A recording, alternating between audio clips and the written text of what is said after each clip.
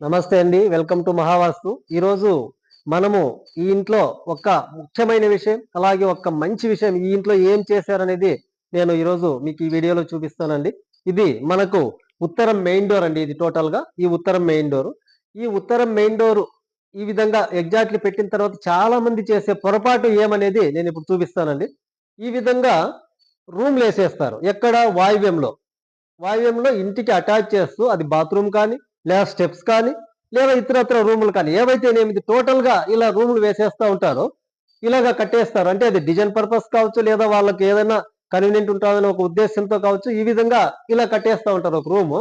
కానీ వాళ్ళు చేసే మిస్టేక్ ఏమంటే ఈ విధంగా వాల్ తీసుకురారు. అలాగే పిల్లర్స్ వేరు. బ్రహ్మాండంగా అదంతా ఎలివేషన్ తీసుకుంటారు. టోటల్‌గా బాల్కనీ తీసుకుంటారు. కానీ ఈ విధంగా వాల్ అనేది తీసుకురారండి వాళ్ళు.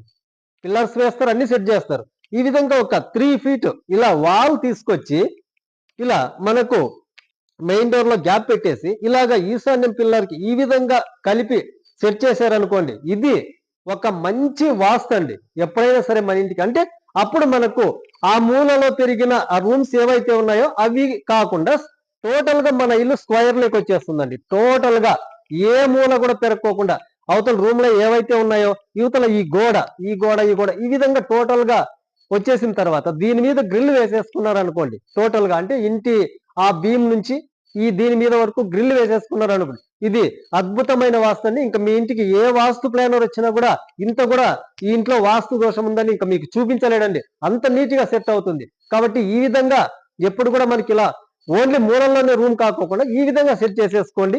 నీట్ గా సెట్ అవుతుందండి. చాలా బాగుంటుంది. ఇదొకటి అర్థం చేసుకోండి. చాలా మంది తెలియక ఇలా చాలా పొరపాట్లు చేసిన వాళ్ళు ఉన్నారు. ఆ ఇంటిని వదిలేసిన వాళ్ళు ఉన్నారు.